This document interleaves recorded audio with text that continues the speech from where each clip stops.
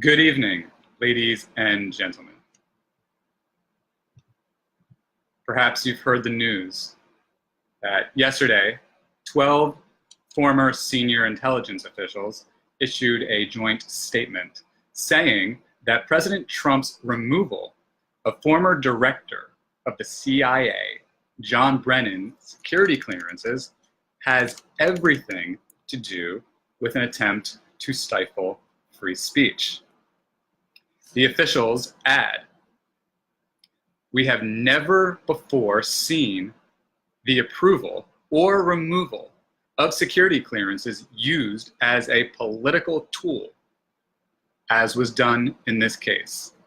They described the president's actions as inappropriate and deeply regrettable. What did the president say in his defense? What was his explanation? In a statement released last Wednesday, President Trump justified his actions by saying any benefits that senior officials might glean from consultations with Mr. Brennan are now outweighed by the risks posed by his erratic conduct and behavior, which has tested and far exceeded the limits of any professional courtesy that may have been due to him. The president added that Mr. Brennan has a history that calls into question his objectivity and credibility. Coming from a president who, according to the Washington Post, has made 3,001 false or misleading claims as of last May, it is quite ironic that he should question anyone's objectivity and credibility.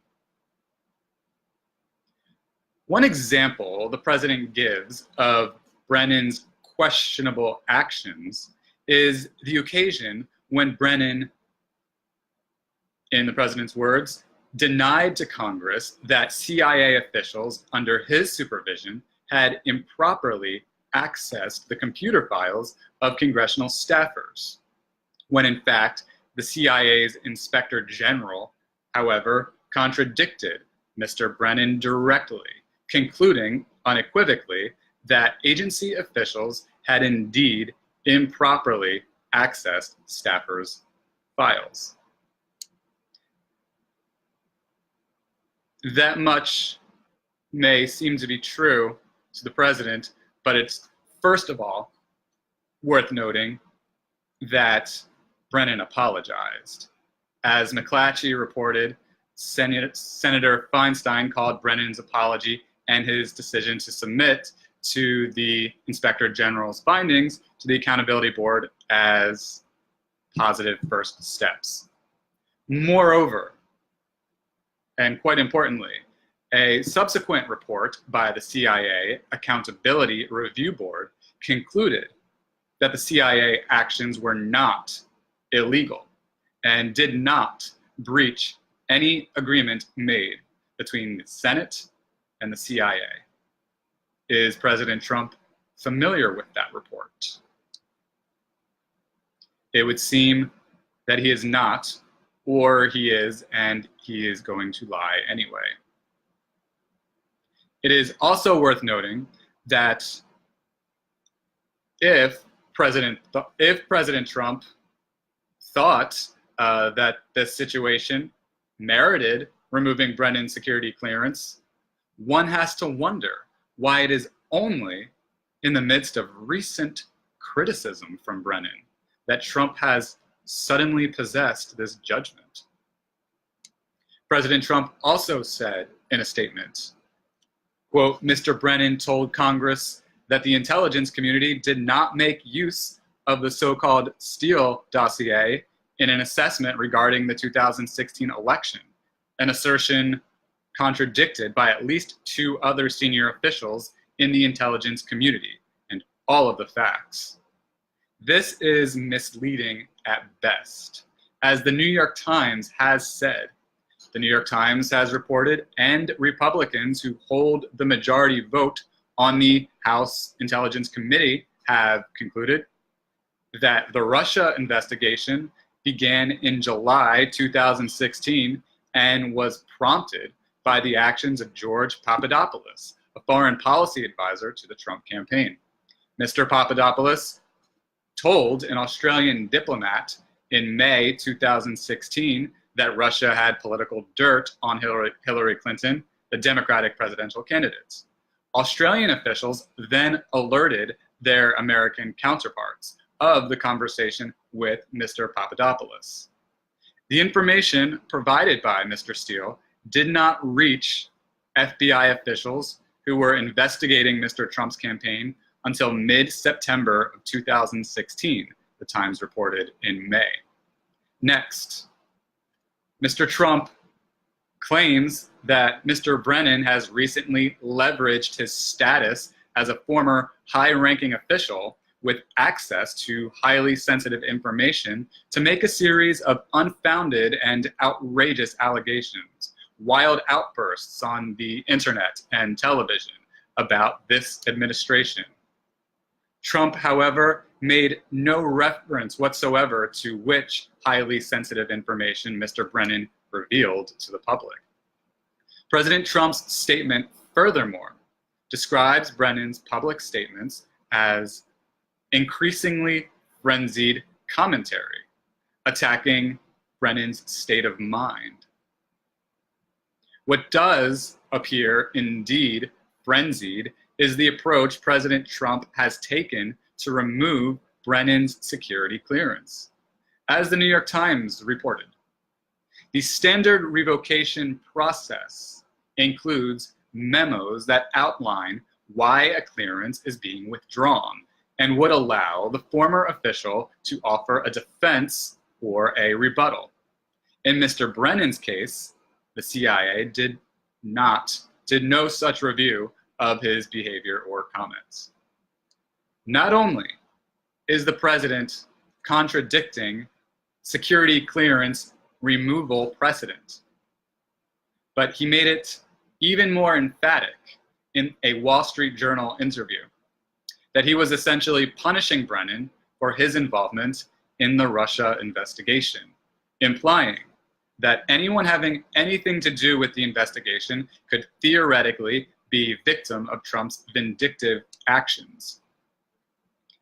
President Trump reflected on Brennan and the Russia investigation, saying to the Wall Street Journal, quote, "I call it the rigged witch hunt.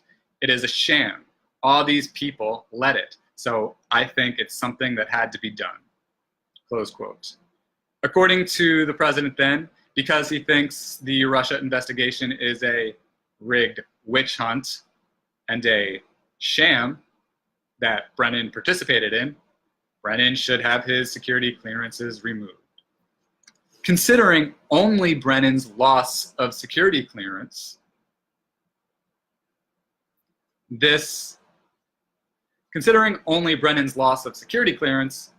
might seem only to be obstruction of justice and an abuse of power. But in light of other events this week, it is clear that this is a piece of a broader attack on the First Amendment, freedom of speech and the freedom of the press specifically. Recall the fact that Trump described Brennan's statements as, quote, increasingly frenzied commentary, close quote, referring most likely to Brennan's claim that Trump's deference to autocratic Russian President Vladimir Putin and refusal to acknowledge the unanimous findings of the US intelligence community is treasonous. Trump cited this as part of his rationale for stripping Brennan of his security clearance, but Brennan is permitted by the First Amendment to say whatever he wants about the president, so long as he does not reveal confidential information. The Chicago Tribune reported today that former Trump aide Omarosa Manigault-Newman is being attacked for her criticism of the president.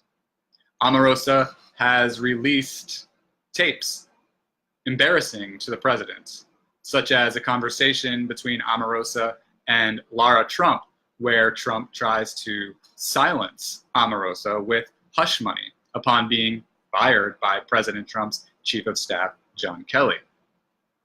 Omarosa has also written a tell-all book released this week, Unhinged, making claims that there is a tape of the president saying the N-word, among other claims. President Trump this week embarrassed himself and incited tremendous outcry when earlier this week he referred to Omarosa as a dog, giving the public one more example of how Trump deals not in reason or evidence-based criticism of his own critics, but rather resorts to dehumanizing insults. The Chicago Tribune says, Trump campaign litigation counsel Charles Harder sent a letter to Simon & Schuster, executives threatening that the book's publication would subject the company to liability for substantial monetary damages and punitive damages. In the letter, according to the Chicago Tribune, Harder said that excerpts of the book contain confidential information and disparaging statements, and that the Trump campaign's potential claims against the publisher include tortious inference and inducement of Manigault Newman to breach her non-disclosure agreement with the campaign. The Chicago Tribune says further, now that, citing the letter, now that you are aware of these contractual provisions and Ms. Manigault Newman's breaches thereof, the company will have claims against you and all persons working in concert with you, should you proceed with publishing and selling the book, Harder said, according to a copy of the letter obtained by the Washington Post. The Chicago Tribune reports also that Simon & Schuster outside counsel Elizabeth McNamara said Harder, the Trump campaign lawyer, did not identify any particular excerpts as false. And the Trump campaign does not have a viable legal claim merely because unspecified truthful statements in the book may embarrass the president or his associates. In other words, Omarosa is being harassed because her book makes the president look bad to the public. While Simon & Schuster said it will not stop publishing the book, the fact is the President of the United States swears an oath to uphold the Constitution, and by harassing Omarosa for exercising her First Amendment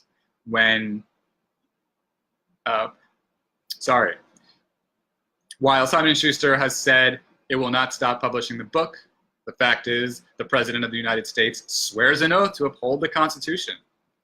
And by harassing Omarosa for exercising her First Amendment right, he is in direct violation of the Constitution. He is not doing what he has sworn to do.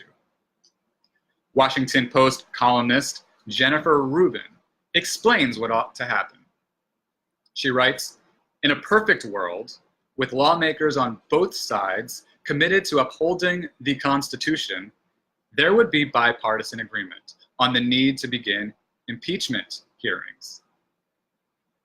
There are more than enough grounds to commence hearings based on what we know to date and on Trump's public conduct, including abuse of his authority over security clearances, his other assaults on the First Amendment, his blatant attempts to interfere with the Russia investigation, his drafting of a phony cover story for the June 2016 Trump Tower meeting, his false public denial about payment of hush money to Stormy Daniels, etc.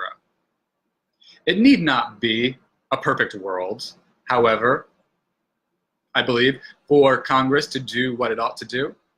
It just needs to be a slightly more honest world, a world with a touch more integrity. Further, perhaps if enough Americans make it blatantly clear to Congress that they will not win re-election if they fail to impeach, Congress will act.